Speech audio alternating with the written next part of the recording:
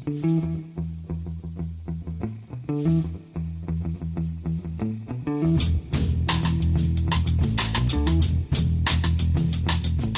and welcome to The Price of Football, the show that looks at the money behind the beautiful game with me, Kevin Day, and Liverpool University's Kieran Maguire.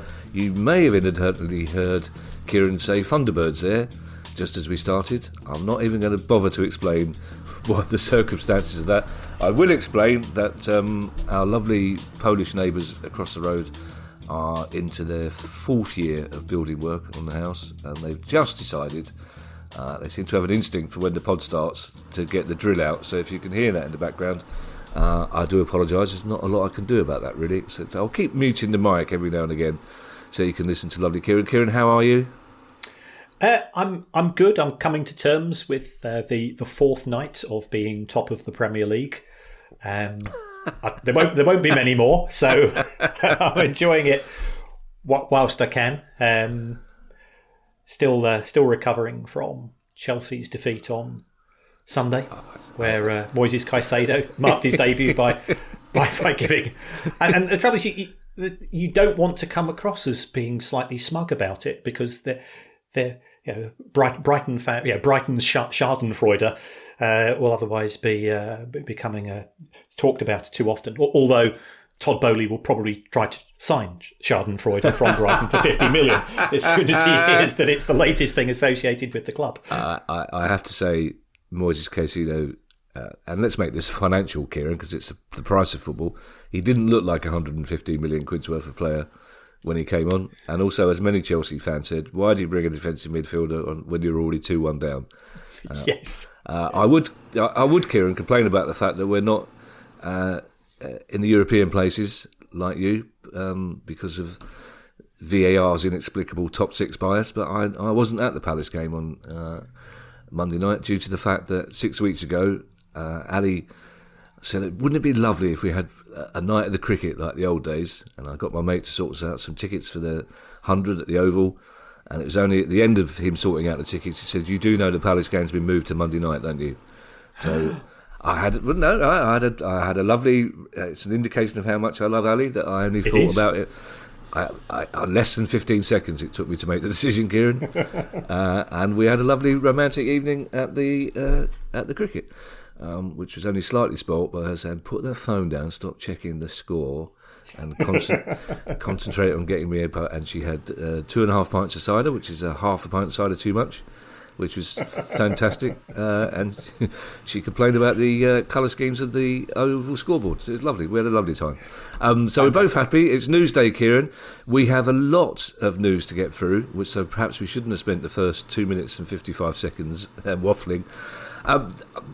Probably the biggest story of the week, Kieran, is Manchester United taking too long to make what I think is the right decision. And we certainly haven't got time to debate the morality or the legal employment law side of this, but let's talk about the financial situation of Mason Greenwood. Will they have paid him any money? Will there be a transfer value full? Will he get another club? Just talk about basically briefly the financial side of that story. Yeah, I absolutely agree. There's a far broader issue with regards to misogyny in football, domestic violence, all of which are being covered elsewhere. So we are going to look at purely through a financial lens. It doesn't mean that we have strong views on the issue. I was on LBC with Ian Dale last week, and I think I made my views fairly clear then that I didn't think it would be appropriate if he stayed at the club, and gave the reasons why. But this is a financial issue in terms of why did it take Manchester United 7 months to reach the conclusion of an internal investigation? The reason for that is that Mason Greenwood is valuable inventory. And I'm putting that in purely business financial terms. If he had been a third choice left back in the academy, another decision, the same decision, I suspect, would have been made, and it would have been made immediately. But we have a football player whose market value in 2023, I think we have to be realistic, is £100 million plus. He's young, he's English, he's a striker. So Therefore, from the perspective of the decision makers, they want to protect the value of their investment. Has that valuation been impaired by his alleged actions? I think it has been. Has the value of the club been impaired? I suspect that was the main focus of the internal investigation. Now, if we take a look at that internal investigation, it was undertaken by people at the club. It did not involve discussions with the alleged other party to the event. It was information which had come from a relatively small source. And then again, it makes you wonder, why did it take 7 months to make a decision? And I think we then have to bring into play the work of Adam Crafton of The Athletic. We've had Adam on the show. Adam is a fantastic journalist. He is thorough, he is professional, he's dedicated to his job. He's a very serious, earnest young man. I'm in contact with Adam on other issues, because I've been interviewed by The Athletic and he's asked me questions and bits and pieces. So I've got a huge amount of professional admiration for him.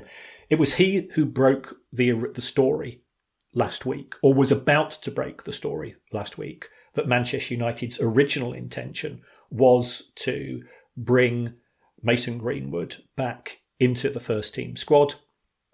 And then we have to look at things from a management and business point of view. And this is where I think things from a business point of view starts to look very corporate in the worst of corporate ways. Manchester United, by all accounts, had undertaken research in terms of what they thought the response to that decision would be. I think it's also fair to say that there had been soft leaks already in the press along the lines of the coach is not averse to having Mason Greenwood back. No reference to how the players would feel. Certainly no reference to how other members of staff would feel. Manchester United, by all accounts, had effectively created a list of how they felt that journalists, pundits, media people would react, and they put those into 3 categories: positive, neutral and negative, and how they were going to respond. They'd already been planning the nature of the photographs of him returning to training. So this had been a very carefully coordinated approach. And then Adam Crafton got hold of the story. He gave Manchester United the right of reply, as is best journalist practice, and the club then decided to go themselves. They released a press release 3:45 on a Wednesday afternoon. So here we've got the club wanted to try to take control of the story, with still the view at that time of bringing the player back.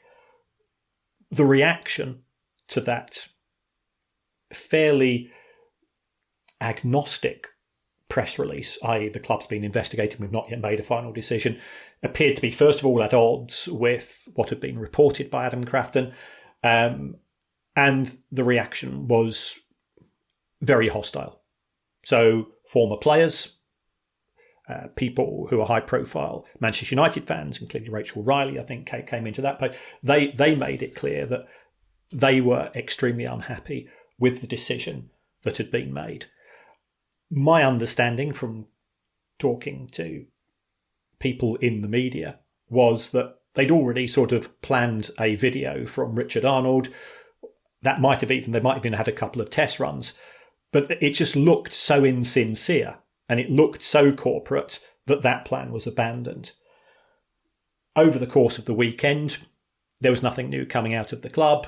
The weight of opinion was that bringing him back was not a good idea, and therefore we had the second press release, which was, again, the wording was carefully coordinated.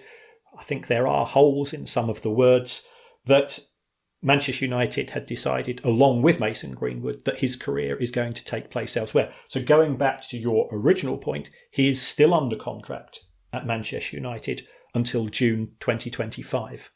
So he's not necessarily been released from his contract. He was originally given a 2-week fine, by all accounts, when the original reporting of the issue took place. Since then, he has been on full pay. With regards to where he goes next, there's been no indication that Manchester United are going to effectively terminate his contract and allow him to find another job without them getting some form of financial compensation. Now, if Manchester United want to show that actually they have made an appropriate decision and that they are not going to financially benefit from it, any transfer or loan fee should surely, as a gesture of genuine commitment, be given to appropriate charities.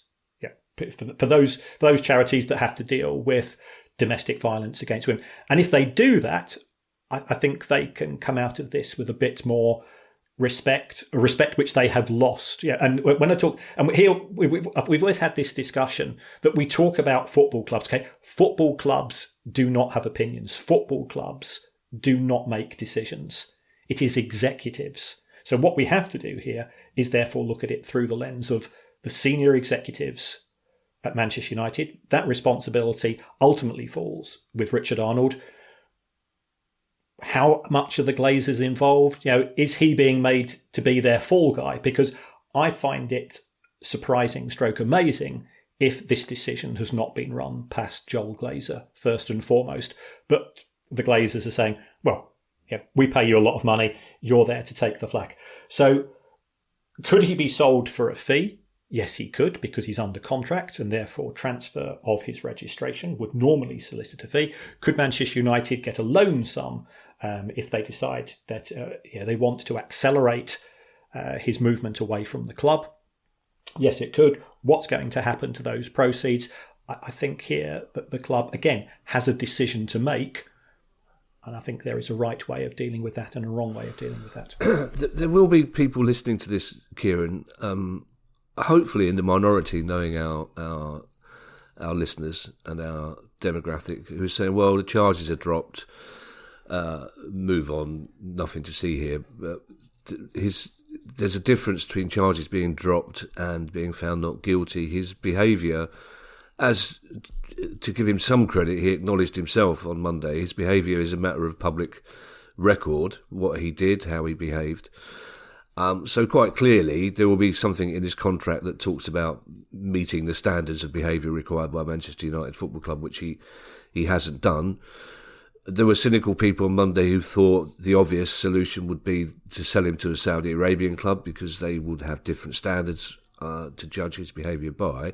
But I'm really interested I've actually crossed out my next question, which is how much will he get for being released? Because I think, along with a lot of people, Kieran, I assumed by the nature of that press release that they were going to release him. So I'm actually quite intrigued and a little disappointed to find out that he still remains on contract with them. They're just not going to play him or let him train. Well, on what grounds could they not pay him?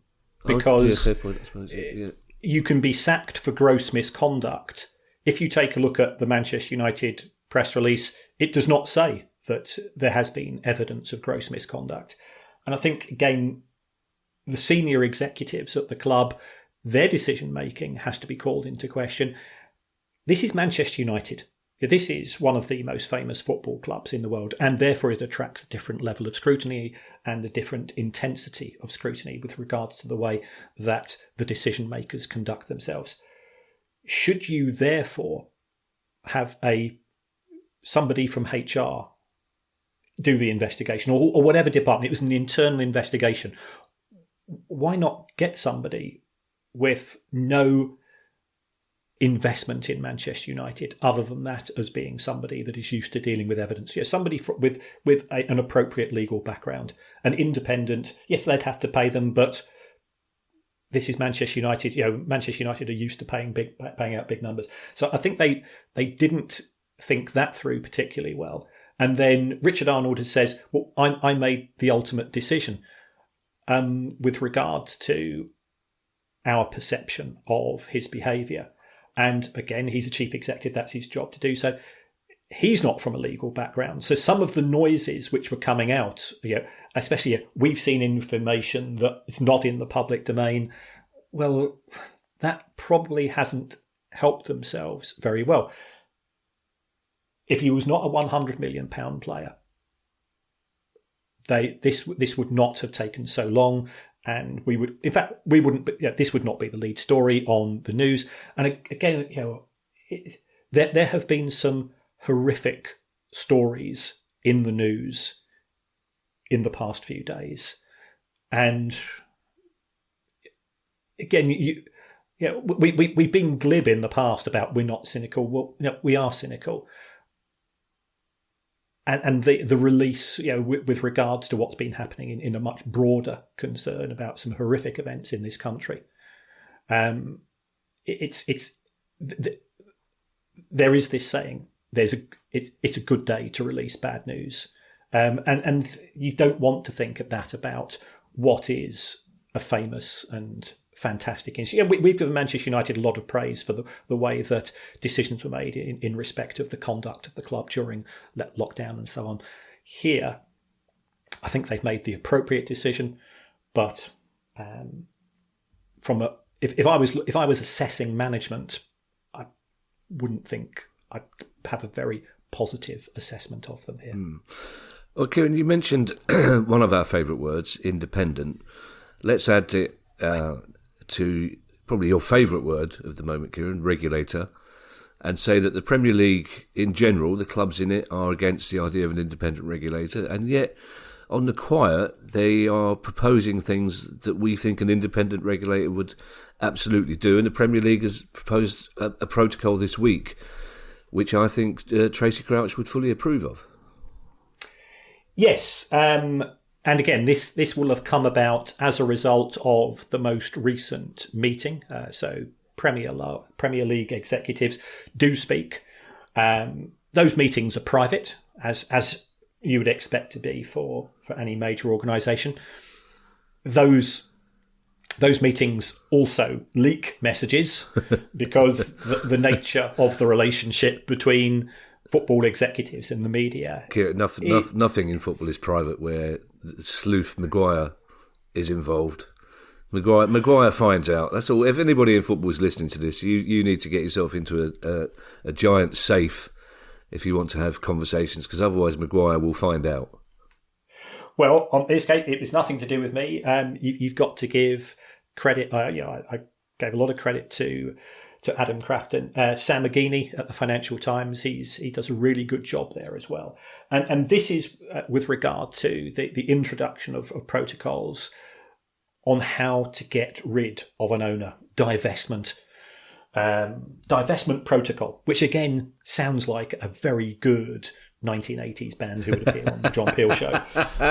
You can see the overcoats, can't you? You can see the shaggy looks and the earnest songs coming from that particular session.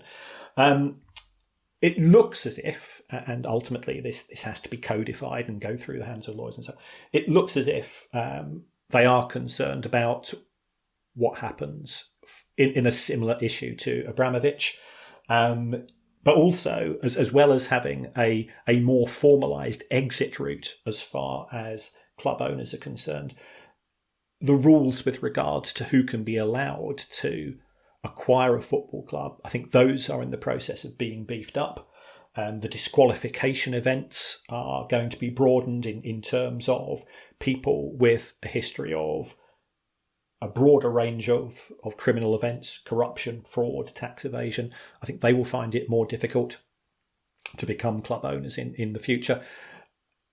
I'm not going to talk on behalf of club owners. Clearly, they've got more than enough capability of doing so themselves. But I understand the reason why the rules had not been beefed up historically, because every person that buys a football club will have, at the back of their mind, at some point in time, I might be wanting to sell this football club. And the last thing that they want to do is to reduce the pool of potential interested parties who could buy the club for them.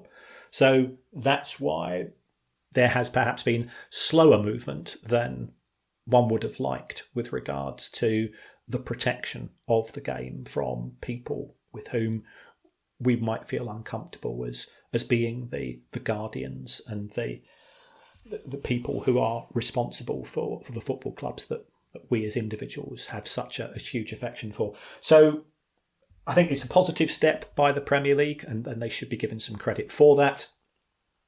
Again, the jaundice, and one of the things which has come, I think, which we both are sad to admit to as a result of doing this podcast, is that we have become cynical and jaundiced. We still love the game, but the love of the industry has diminished. Is this once again a decision which is being dropped into the public domain in the knowledge that, I think it's fair to say, next month we could be hearing something with regards to the government's proposals, because Parliament will be returning from the summer recess. The government doesn't appear to have a long list of proposed legislation, and therefore something to do with football governance is likely to be in the debate. I think it's been well communicated that the Premier League has resisted and is opposed to the idea of an independent regulator, and those reservations should be taken on board. By the way, it's not a coin. It's not everything's right about it and everything's wrong about it. But would this decision have been made had it not been for the threat that the Premier League is trying to show in a variety of ways? Look, we are the good guys. We are perfectly capable of governing ourselves in order to water down the proposed legislation.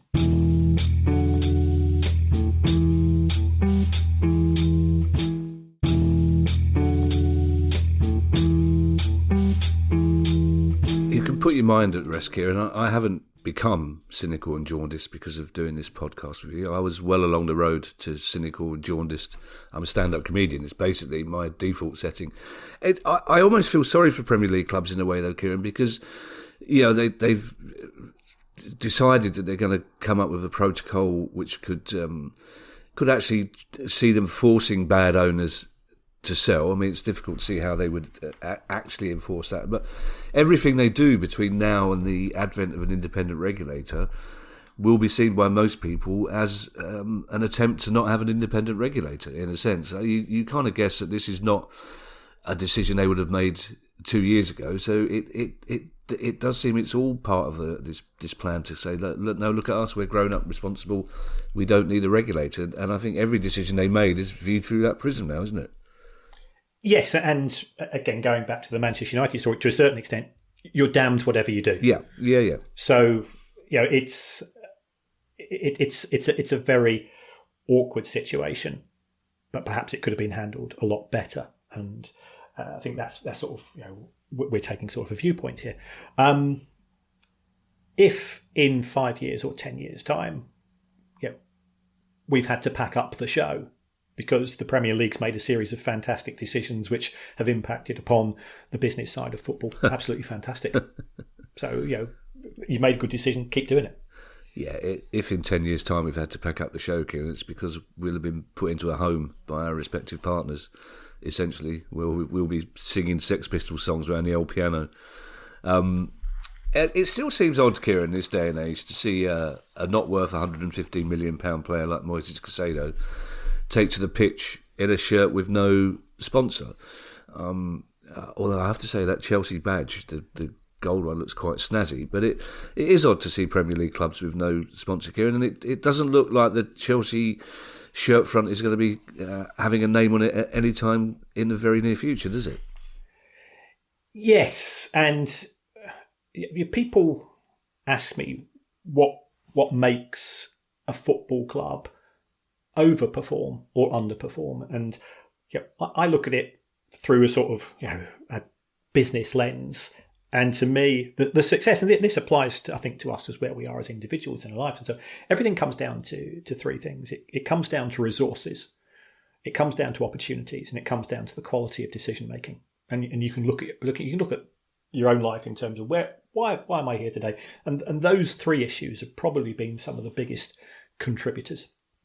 In the case of Chelsea, I find it surprising stroke astounding that they do not have a front of shirt sponsor. This is a football club that in 2021 won the Champions League.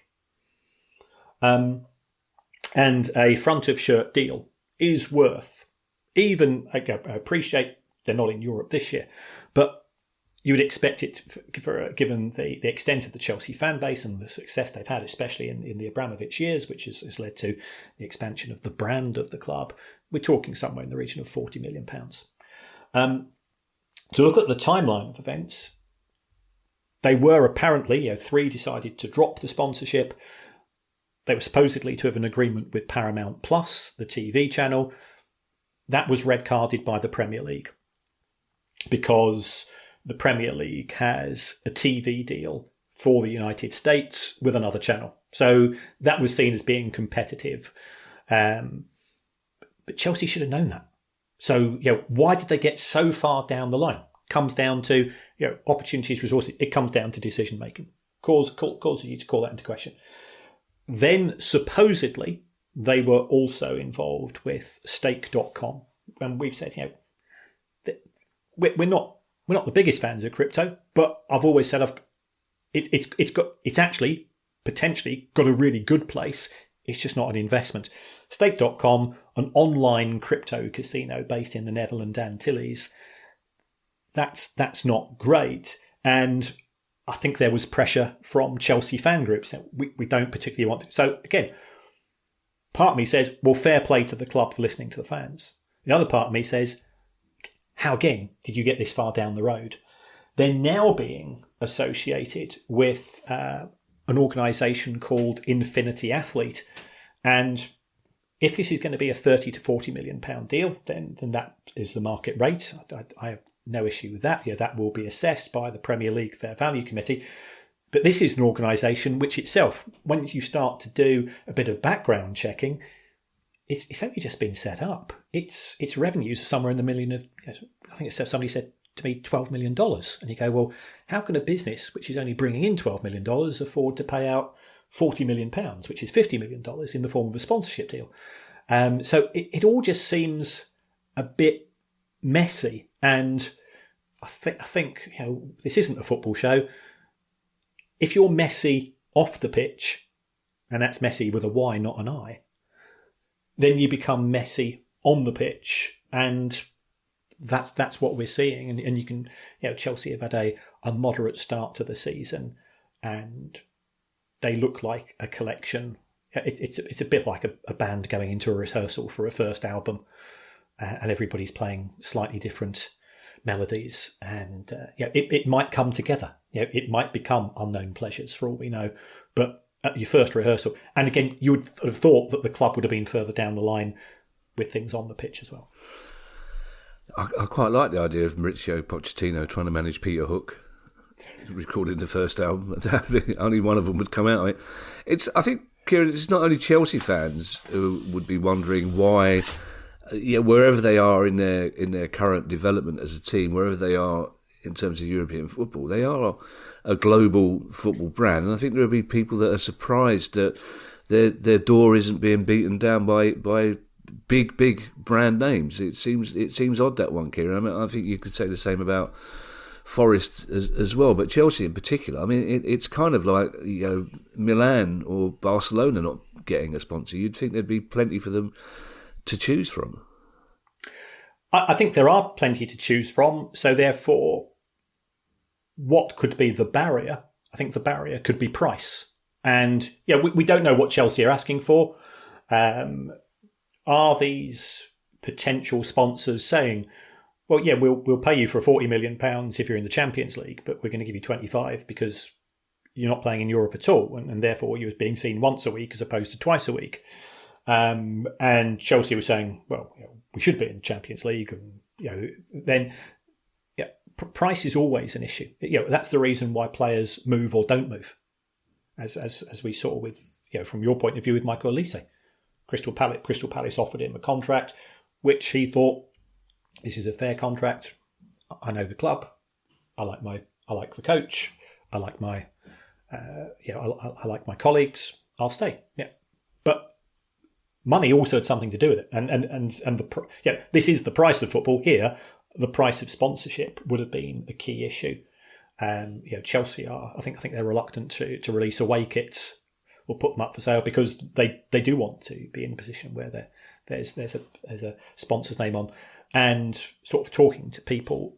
We've got our friends in the kit industry. They say a separate issue is that you can't just announce a sponsorship and have the level of demand that Chelsea would have to be able to meet that level of demand overnight. It does take time because the kits are manufactured overseas. So therefore you need to set up the design, you need to do quality control checks, and then you've got the distribution costs and the distribution journey to get them into retail. I have to say, Kieran, I was slightly bemused by the response of Crystal Palace and Crystal Palace fans to the announcement that Elise was staying at the club. 50 miles down the road, Brighton are making a £111 million profit on Moises Caicedo, and we're organising a ticker-tape open-top bus parade because we've announced that a player is staying with us for another season and not going to be a substitute at Chelsea. It's just like incredible scenes of rejoicing. It's like the astronauts have returned safely from the moon. Get the bus out down Thornton Heath High Street. It's just ridiculous. West Ham do have a front of shirt sponsor, Kieran, in the form of Betway. And this is, I think, this is one of the oddest stories that we've spoken about certainly this year, because it seems that they themselves took a moral stand about somebody's gambling activity. Well, it wasn't a moral stand. This is standard practice as far as the betting industry is concerned. Lucas Paqueta, who by all accounts was on Manchester City's buy list, and then I don't know whether Manchester City had done this research or this now appears to have come from Betway, who ironically are West Ham sponsors. There's been suspicious activity reported to the football authorities. Now, that suspicious activity is in relation to the player getting yellow cards. Now, in the most up-to-date football markets, you can now bet on practically everything, including next goal, next assist, next yellow card. So if a player wanted to assist some friends, colleagues, whatever, who were going to bet on him getting a yellow card somewhere between the 65th and 70th minute, there is a way of achieving that, and it's a far easier way of achieving that than scoring a goal or getting an assist. You just say, oh, that's the match day clock. I'm going to make sure that I commit a foul which is brutal enough to get me a yellow card. There's no accusation with regards to the player betting on himself, or betting on football. So we're in a different position to Ivan Toney. But there's a feeling of unease if this is proven to be true. West Ham have said that we're going to continue to pay the player and also play the player. And of course he did play on Sunday and scored, ironically celebrating whilst wearing a Betway shirt. But the gambling companies have got huge access to data, and their algorithms saw a spike in adverts for him to have a yellow card. I think in a few matches there has been a report, I think on the Mail, saying including a match at the start of this season, including effectively the first match of the season. So that is something which does make you feel slightly uncomfortable, because for all of the wrongs in football, we still hold on to that genuine belief that every time a match starts for the next 90 minutes, yes, the players may cheat. Yes, the players may fake injuries. Yes, the players may do things which aren't particularly great, but everybody is out there to win. And as soon as that contract between us as fans and lovers of the game and the people on the pitch, as soon as that contract gets called into question, some of what is remaining in the romance of football, I think, starts to disappear as well. So we wait to see what is going to happen. I don't think there's been anything formal from the authorities yet, or from West Ham, but clearly the story has broken as far as the media are concerned. And if you talk to players, and you've got lots of connections with former players, I've heard former players say when Sky first started, and sometimes what players would do is they'd say to a mate, first throw in, if we're kicking off, right, put your money on the first throw in for the opposition, because what I'm going to do, I'm going to knock it back to Dave behind me, and a few of us, we've got a cheeky, and it'll be nothing more than, we've got a cheeky fiver on the opposition, so he's going to lump it out of the ground. And that was then. This is now. Football has become not just a £1 million industry, not just a multi-million pound industry, it's a multi-billion pound industry. The betting industry has been the single biggest beneficiary of the success of the Premier League because of the amount of money that now goes through football gambling. Look, I gamble on football, you gamble on football. We're not taking any pious views here, but this doesn't look great potentially if these accusations are proven. Yeah, I don't gamble on football, Kieran. I certainly wouldn't put a bet on the team Palace were playing against to beat us, as I know some people might do about their own team. I do have an occasional gamble. I might put something in on a tenner on something in the 2:30 at Sandown, preferably a horse. I've learnt that much. I mean, traditionally in the old days, Kieran, I think it was Wimbledon. I think a couple of their players admitted, didn't they, that if they kicked off, they would be putting the ball out of play for a throw-in because of spread betting and so on. And the thing with this Paqueta situation is that at the moment it's much easier to get a yellow card than it would have been last season. You don't even have to do the foul anymore. You simply have to kick the ball away or not release it. So it's interesting though that it was Betway that drew it to the club's attention. As I'm sure they might try and cover it up as something. Well, we're concerned for him. We don't want him to get into trouble. So here we are, rather than them going, actually, we're losing money here. So, but that would be a cynical response, Kieran, as you say, and we're not cynical. Now, in your beloved Liverpool, Kieran, you will have been watching the building work going on at Anfield. It's been highly publicised over the weekend, their first home game. But there's some grit in the oyster, Kieran, when it comes to the redevelopment of Anfield. Yes, the major contractor, which is the Buckingham Group, which is also involved, I think, with Northampton. I think it might have been involved with Fulham as well. It's filed notice of an intention to go into administration. Okay. And on the back of that, it looks as if work at Anfield has paused.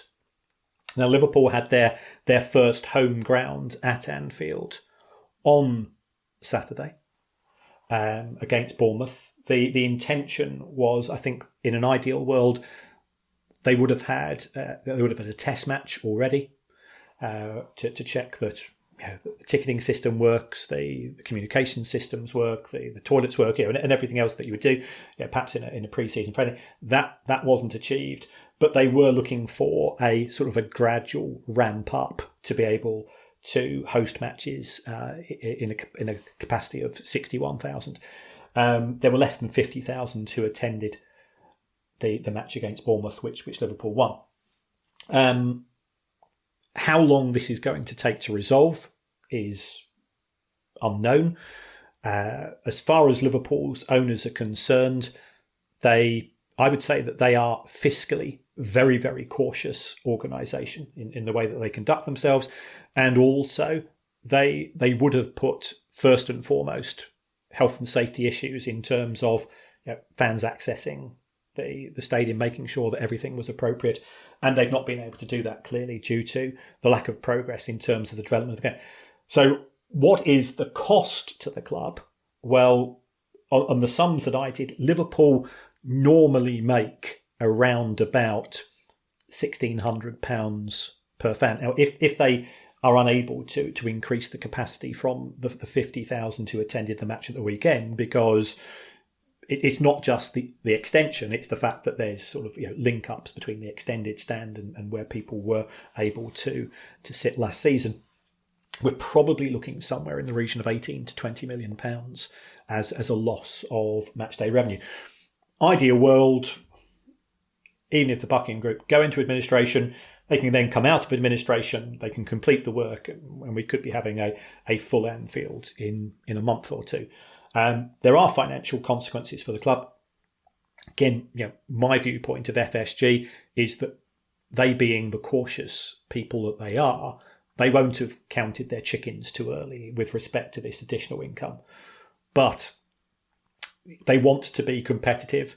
They know that Manchester United and Spurs both generate far in excess of £100 million a year from ticket sales.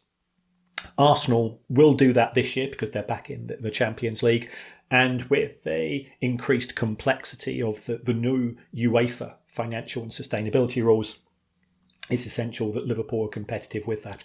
So that's why they're moving along with this. So it's not a disaster. It's business, and business setbacks take place, but it will be a frustration for the club. Two things there, Kieran. Did you say they plan on making £1,600 per fan on match day? No. Based on my sums, right. Looking at the past few seasons, on average, they make £1,600 per fan per season. Per season, right. And you might be saying, well, hold on, that's far more than season tickets, and they're absolutely right.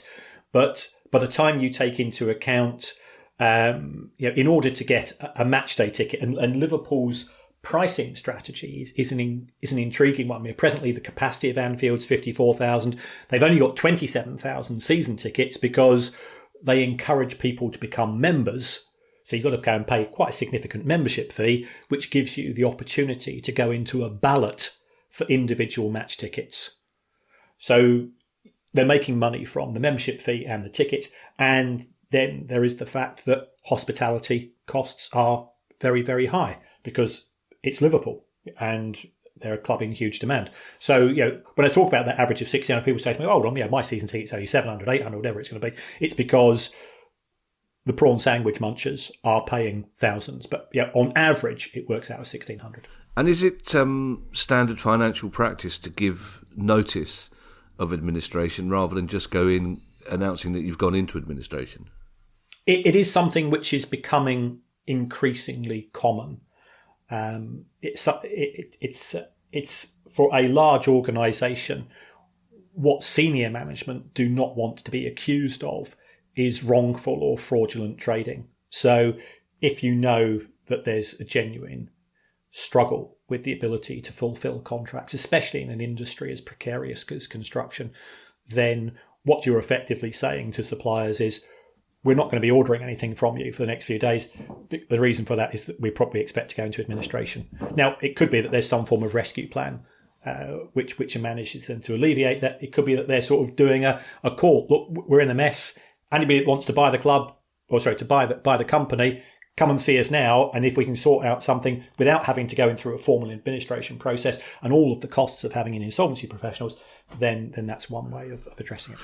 Yeah, we've still got quite a few news stories to cover, Kieran, and we've been chatting for quite a while. So perhaps, and again, I'm contradicting myself here by taking quite some time to say perhaps we could speed it up a little bit.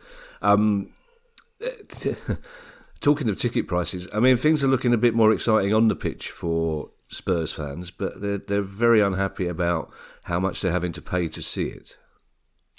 Yes, Spurs certainly have some of the highest season ticket prices in the country. Those have been frozen for 23-24. But what's happened instead is that there have been some pretty significant price rises for matchday tickets. And this is, as I was saying, they tend to be higher priced because you're buying for one match as opposed to 19. As far as the Category A matches are concerned, that will be, and there's quite a few, Chelsea, Arsenal, the Manchester clubs, Liverpool, and so on. The prices have increased by between £10 and £17 each. You could have to pay up to £103 for a matchday ticket. Category B and C, between £3 and £15. And I think the Spurs Supporters Trust, and I have reached out to them. We always try to give people the opportunity to communicate. We have reached out to them, say, look, come and explain. There was a protest at the match on Saturday, pre-match against Manchester United, because the fans are saying, well, we think this is a part of a broader issue. Next year you'll say, well, we put up the price of matchday tickets last year, season ticket holders, and not your. And let's face it, Spurs fans are all paying pretty eye-watering prices for their season tickets. So they're concerned that this is sort of a patsy, and next year they're going to be on the receiving end. They did put a protest. They said, based on our sums, it will bring in an extra £2.5 million for a football club that's generating more than 400 million, so it's less than 1% of revenues. Why are you doing this? I think this is part of a broader issue in terms of dissent and unhappiness amongst the fan base. They weren't promised, but part again of that unwritten deal. You're going to have to go to Wembley for a couple of years, move away from your beloved White Hart Lane, and move to this new stadium. But on the back of that, we're going to start winning things. And that hasn't materialised. And clearly last season wasn't great on the pitch. They've lost Harry Kane, who a big emotional investment there. So, but as you rightly say, the football under the new coach. If they win their first 6 matches of the season, football being the nature that it is, then people will focus on a different issue. Well, that's the problem, isn't it? I mean, we're entirely on the side of the Spurs fans in this issue, but Daniel Levy, as the Glazers, as Fenway Group at Liverpool, can rest securely in the knowledge that protests don't really bother them, because there's tens of thousands of people who will happily take up the tickets to those fans who decide they can no longer afford to go, can't they? Regardless, again, of Spurs' success, they're a big London club. People travel all over the world to watch the Premier League. That stadium's never going to be empty because of any protest, is it? That's the problem for the protesters. Yes, yeah, absolutely. Yeah. And you see that more and more. Yeah.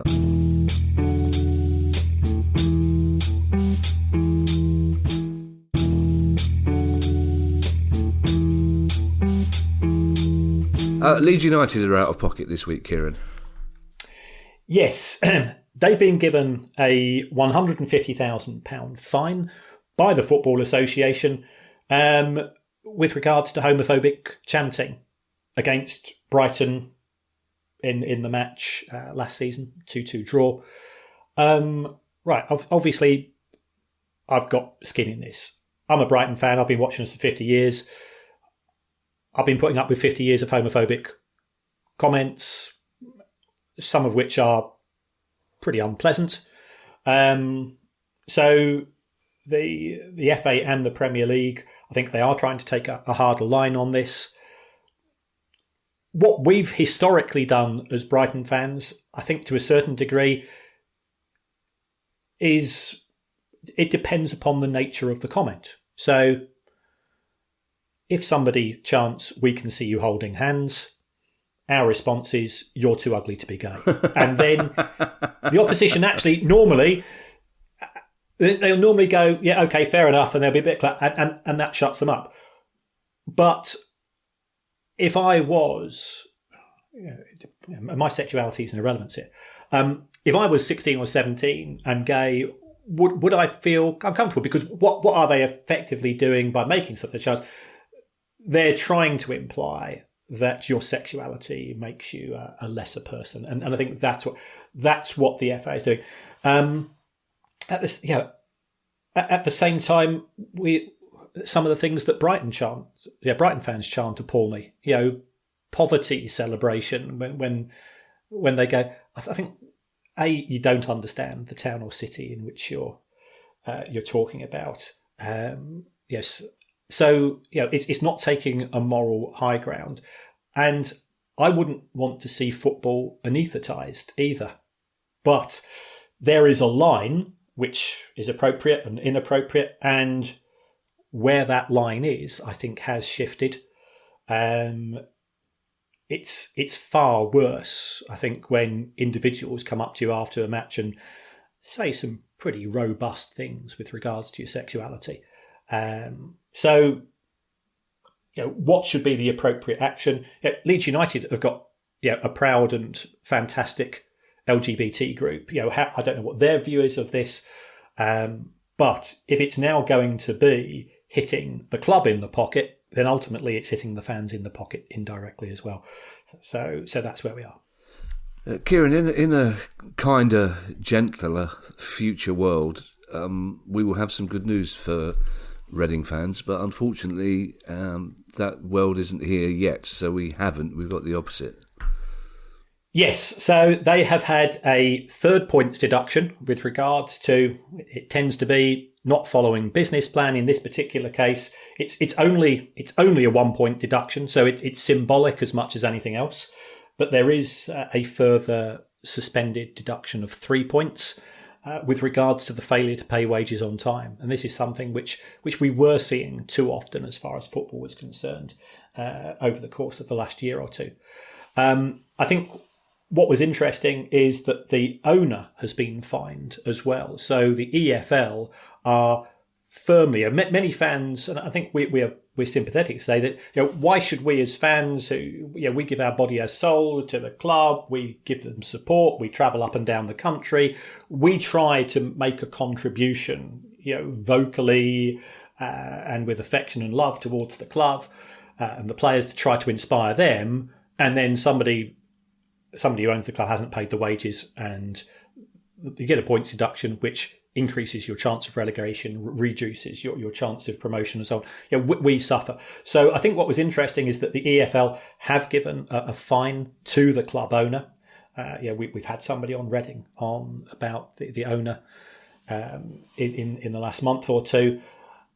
We just hope that there isn't a repeat of the event, because that is likely to trigger a further 3 points deduction. And, Reading have already had far too many of these. And a similar story at Morecambe, Kieran. Yes, this is a suspended points deduction, again, with regards to wages. What's happening at Morecambe, the energy drinks potential owner has gone very quiet. It's messy. And not in a good way. So, again, we just hope that the club has the opportunity to do what it's set up to. And it's, as we've said, football players in general are paid a high remuneration. Not at Morecambe. I think, in my analysis, I would say that Morecambe have probably one of the lowest budgets, lowest 2 or 3 budgets in all of the 4 divisions. But there are stalwarts, there are people that have worked at the club for many, many years. For whom it's going to be, it hits them, and I think those people need protecting. Always a pleasure, Kieran, to take a trip to the West Country. Beautiful part of the world, lovely people, so on, etc. So we got 2 stories from down there. The first one is from Bristol Rovers. Yes, Bristol Rovers have new owners. They've got Kuwaiti changeover. And as part of that, they issued 1 share for £6.2 million. 1 share? Just one share. They've got lots of, But further analysis, and again, we've had a little bit of communication with the club just to clarify this, what that's done, and again, it would have been good news regardless. Whilst it's not fresh money, what's happened is, as part of the deal to take over the club had existing debts, and the owner has said, right, I'm going to write off £6 million worth of my loans. And in return, I'm going to get one penny share. So, going forwards, if Bristol Rovers want to do things in terms of more money spent on infrastructure, more money spent on developing the club, their level of debt, their start point is that much lower because of this write-off. So, good news for them. I think they can be, fans are happy. It's interesting times. We always want new owners to come in and lead clubs to a more exciting time. History has told us that can often be the case, but it's not guaranteed. And let's jump on the train at Bristol Parkway, Kieran, and keep our fingers crossed it's not a cross-country train, because they are carnage for some reason. I don't know why. for some reason you get on a cross-country train, it's always litter everywhere. And if there are no cross-country trains from Bristol Parkway to Swindon, I'm sure people will tell us quite quickly. But we're going to Swindon, Kieran. And a public statement from the owner, which you have to admire the fact that he made this statement public, but it hasn't gone down too well with some of the fans. Yes. I think we've got to take a little bit of responsibility for this. We've sort of created a fan club for Company's House. We don't bring me into this, Kieran Maguire. I will take responsibility for not knowing whether there's a cross-country train from Bristol Parkway to Swindon. I will not take responsibility for you turning perfectly ordinary human beings into people who take sleeping bags and wait for Company's House to open up in the morning, like they're in a Wimbledon ticket queue. Swindon Town went through some tough times. Very tough, yes. And they'd also reached that unfortunate point on the Price of Football podcast of being regular as far as our stories are concerned. And then the new owner, Clem Morfuni, came in. He's based in Australia, and he bought the club. And everybody thought, that's great. And Rob Angus, who used to be part of the Supporters Trust, who, again, he'd come on the podcast and we had a long chat with him about the challenges that they're having with the former owner. He became the chief executive. So keep in touch with Rob. He's a very engaging, very, very committed, A, at his job, and B, he's also a Swindon Town fan.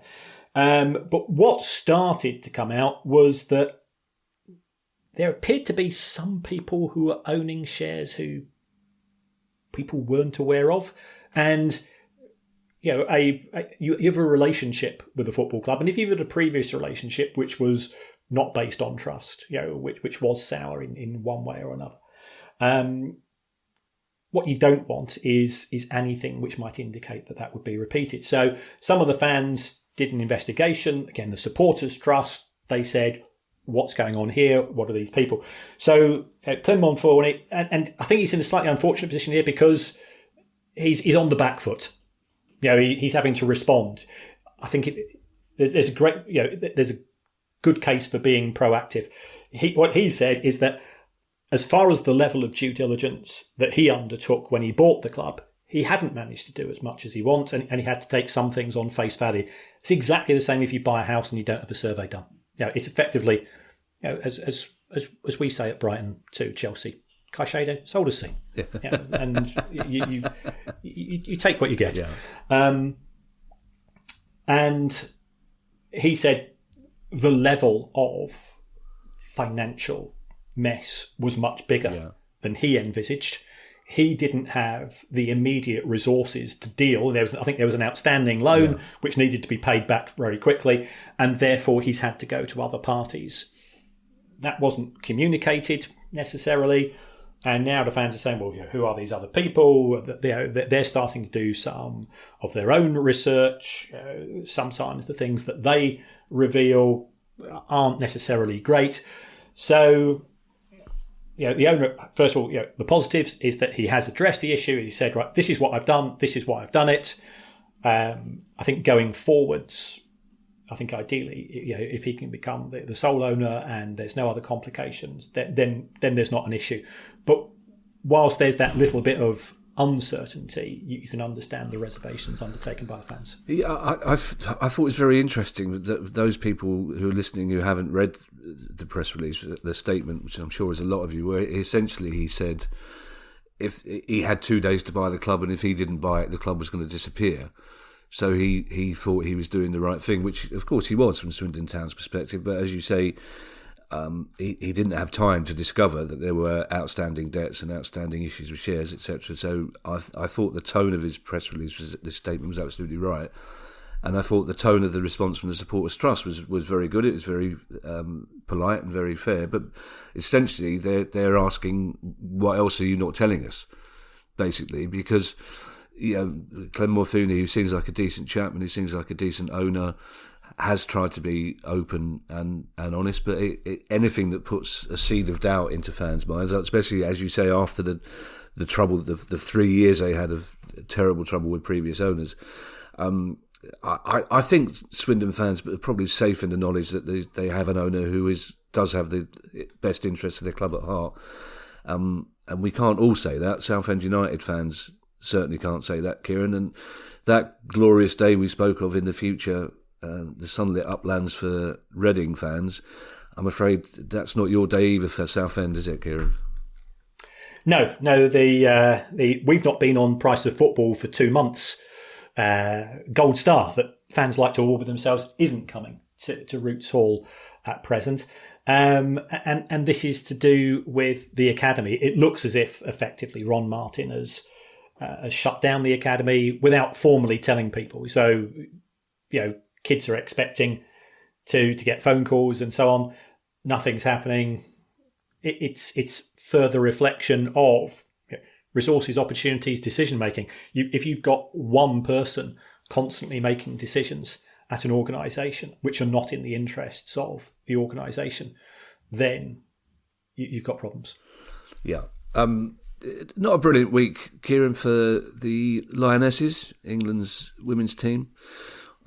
Deservedly beaten in the final by a very, very good Spain team. But if you were a woman footballer in the Exeter area, then it's been a quite a decent week, Kieran. There's a very positive statement coming out from Exeter City. Yeah, Exeter City, fan-owned club. It's effectively controlled by the supporters trust, and we've always said that has some big positives. It does have a few drawbacks in terms of if the club is losing money, then who's going to make up that shortfall? Exeter have been profitable for the past few years, mainly on the back of player sales. So it's not a guaranteed continual, but the good news from the perspective of the development of the women's team is that they've increased the level of funding, I think, from £25,000 to £35,000. Some people say, well, it's not a huge amount of money, but it's still an increase. And if you talk to anybody that's involved with the women's side of the game, what is great is the level of interest in the game at so many different points. The fact that you've got girls who are now saying, I want to play, where's my local team? You hear the stories from some clubs. Last year we had 4 girls who were doing sort of just individual training with. Now we're running 20 teams. So it's all pointing in the right direction. You've got to take care with safeguarding issues. You've got to take care with regards to sometimes the promises of money from outside sources don't materialise. But this is good news. And you wish them all the best. And for those people that don't like women's football, don't watch it. Yeah, don't watch it. So stop going. I say the same about women's football, Kieran, as I say about men's football. Forget the national team. Forget the Premier League and the WSL. Forget Exeter City, even, with all due respect. It's grassroots level that's really important. It's at the very bottom. It's allowing girls, boys, men, women, and anyone who identifies as differently to get out, to get fresh air, to meet people, to get fit, to get exercise. That's where it is, and that's where the money needs to be pointed. It's vitally important that we don't miss the opportunity to encourage football at its very lowest level, where I think it's most important. It's a couple of stories to go, Kieran, but I think we can rattle through those in a minute or so. Yeah. The first one made me laugh because basically what producer guy has written is Bundesliga chiefs say they remain open to private equity investment, which is a fairly straightforward sentence. But in my mind, I can see the Bundesliga chiefs undoing a couple of buttons on their shirt, loosening the tie, maybe putting on a little bit of mascara and basically saying, "Come and get me. We're here for you. We remain open to the idea of private equity. You want to invest in a piece of this, don't you?" I'm sure that's not exactly how it happened, Kieran, but it's a strange one, isn't it, for the Bundesliga to say, yeah, if anybody's out there, we're not against the idea of a bit of funding from private equity. Yes, the elephant in the room in most of European football is the Premier League. Yeah. The Premier League has got an awful lot of decisions right in terms of marketing itself, in terms of getting out there, building relationships with overseas markets, broadcasters and so on. And now the rest of Europe is having to play catch up. People say, well, hold on, Harry Kane's just gone to Bayern Munich for €100 million. That's the exception rather than the rule in terms of the direction of travel. There was a suggestion of having some private equity investment a few months ago. The clubs effectively said thanks but no thanks.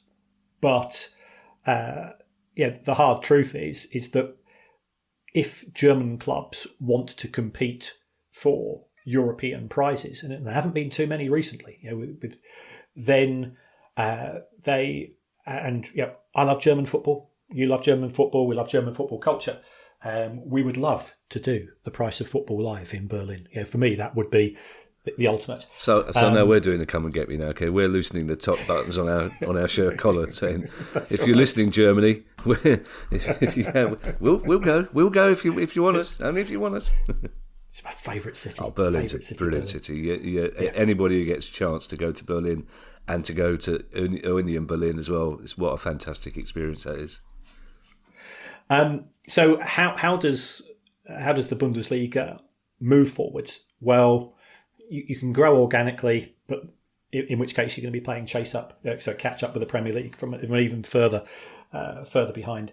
So going to private equity, I'm not a huge fan myself in general, because private equity it's got no interest in football. It does have an interest in money. So what's the price that you have to pay, and therefore there is the potential for more money to come into the game. That money will also go out at a future point. Now, if in the meantime German football grows spectacularly, then everybody's a winner. If it doesn't, private equity still gets its money back. Yeah, remind me, Kieran, why they turned it down. The clubs were against the idea initially, weren't they, when the Bundesliga first talked about private equity? I think some owners weren't comfortable, and certainly, we spoke at the start of the show that Manchester United had consulted the stakeholders that they thought were important, which is the sponsors and so on. There were an awful lot of people who they didn't consult, and therefore they weren't aware of the extent of feeling. German fan culture is far more organised than what we have over here, and I think there's certainly a pushback from German fans. You mentioned the rest of Europe, Kieran. And for our penultimate story, the rest of Europe, I'm wondering, A, how it is that Barcelona are still able to sign players in the first place, but also, B, why they signed Marcos Alonso, it seemed, but they still haven't registered him. Yeah, and it's not just him that they are able to sign, but the nature of La Liga's cost control rules is that I think we spoke about it recently. What you can only register a player when you do a particular sum. You say, this is the amount of money that we've got coming in over the course of the season. This is our non-wage financial commitments. These are our loan repayments. Whatever's left is what you can pay on wages. Barcelona have been doing some of their magic levers, their magic beans tricks. La Liga are saying, well, hold on, we don't think you should count all of that money as income. And I've got sympathies there with Liga. I think Barcelona are currently playing matches not in the stadium because they're expanding their home. And I think there were 10,000 empty seats at the Alternative at the weekend. So that's going to not help things. From a management point of view, the club's a mess because you've got populist presidents promising the earth and not dealing with sort of the good but dull things which you need to do in business. Finally, Kieran, as we said, a disappointing outcome in the end at the Women's World Cup for England. But in general, the interest in women's football in this country was hugely stimulated by a brilliant World Cup. And that's been illustrated in the sales of shirts and merchandise. Yes, the sales have been very high. The kits have gone down well. The fact that you've got effectively a bespoke kit for the women's team, I think the fans appreciate that. But England's kits are made by the US company Nike. England's player of the tournament, Mary Earp could arguably said to be that. She saved a penalty in a World Cup final. How many people in either the men's or the women's game have got that on their CV? Well, and then responded in the most magnificent way possible, which we can't possibly repeat on here by shouting obscenities straight down the camera, which was a marvellous response. I mean, what a fantastic keeper. She's brilliant. Some of the saves she made in the first half were just magnificent. And before the tournament, she had pointed out that, we've spoken about the growth of girls' football at grassroots and women's football at grassroots. If you are 7 or 8, if you've been inspired by Mary Earp, you might say, I want to be a goalkeeper and I want an England shirt. And you can't buy one because Nike, who have done their sums, and again, this is corporate. From a corporate point of view, they say, well, these are the number of shirts we'd expect to make. We ain't going to make any money on that, so therefore we ain't going to do it. So they've got no emotional ties, and this is where big business comes an absolute cropper in terms of the way that it conducts themselves. There have been young girls who've been inspired by Mary Earp, who want to look like Mary Earp, who want to be able to go to a match wearing her England shirt, and ideally, Mary Earp will, sign it for them, and it'll be one of the greatest days of those kids' life for many, many years. They can't do that. Now, our very good friend Tracy Crouch has raised an early day motion with regards to this, because there's been a petition which has got 85,000 signatures, and Tracy has also contributed to say she thinks this is England. This is our national team, and young fans of our national team are unable to buy a shirt. That does not reflect well. It doesn't, and I'm sure the FA, with all intents and purposes, it's one of those things that you wouldn't think about, but because 4 years ago, we have to be honest, that the level of interest was much lower. There's been a huge acceleration of interest. There is a solution for this for Nike. It's to do the right thing. Just do it. Just do it. That's your slogan. That's your. We'll just do it. Make it available. And again, you can turn a public relations negative into a positive by going out and say, well, actually, we're going to make a 5,000 shirts available for schools, for the England shirt available for school goalkeepers, goalkeepers, and we're going to do that as a corporate donation. I can't tell you how angry Ali was and is about that story, because she loves Marriott's, but as Ali points out, if 10-year-old Ali would love nothing better than throwing herself around for any particular reason and beating boys in races, so she would have been a goalkeeper, and the fact that she wouldn't have been able to wear a goalkeeper shirt just made her furious. Anyway, let's not end this pod with Ali being furious, because it very rarely happens, except twice during the cricket the other night when somebody dropped catches. She was so upset that we didn't get near to catching a six. She was all ready to get on telly and catch a six. Thank you to everyone who's donated to the pod via our Patreon page. If you'd like to make a small monthly contribution to the pod, that would be very kind of you. You can do so by going to patreon.com/priceoffootball, just like some of these people have done. They've donated to the pod. They include Ola Svanberg, Stephen Aspinall, Paul Castell, Ben Howen, Mike Ray, Liam Carroll, Gary Laybourne, John Sparks, John O'Connor, David and Gary, and Laurent Canivet, who says, and I quote, 2024 FA Cup final, last penalty kick saved, Seagulls win, and Bart Verbruggen has officially become Kieran Maguire's favourite Brighton player of all time.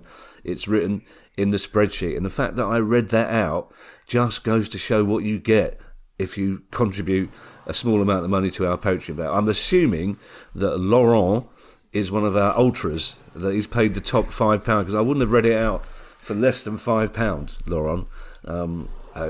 Is he your goalkeeper? Who is Bart Verbruggen? Isn't it? Is he just some random Belgian chap?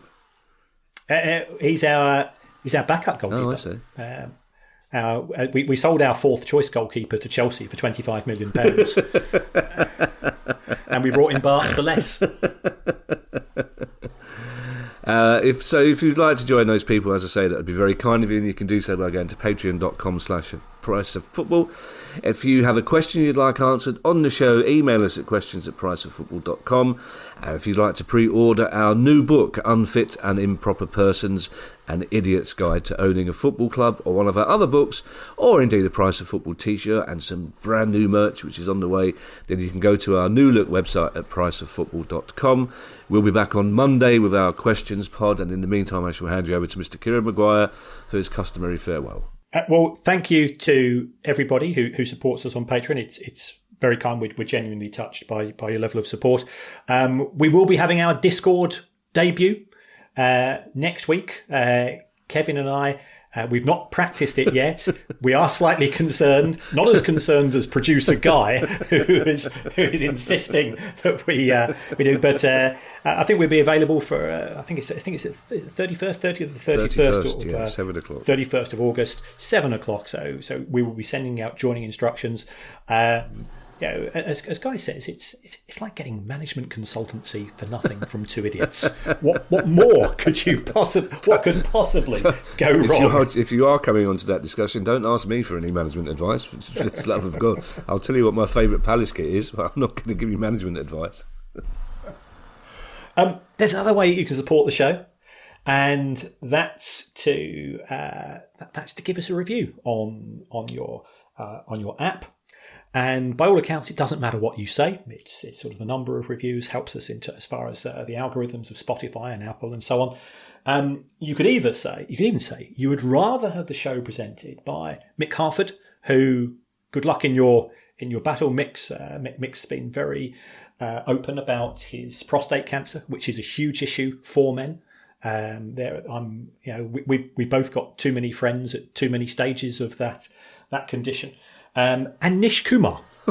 I think that'd be a fascinating show with potentially a meeting of different viewpoints. Can I be the one to explain to Nish who Mick Harford was or is? And imagine Mick Harford marking Nish Kumar. Much as I love Nish. I'm going to imagine that now. I'm just going to imagine the corner coming over and Nish Kumar and Mick Harford going up for the same header. Okay. All right, I'm off to shove that drill up somebody's arse. We'll be back soon. Bye, everybody. Bye. The price of football.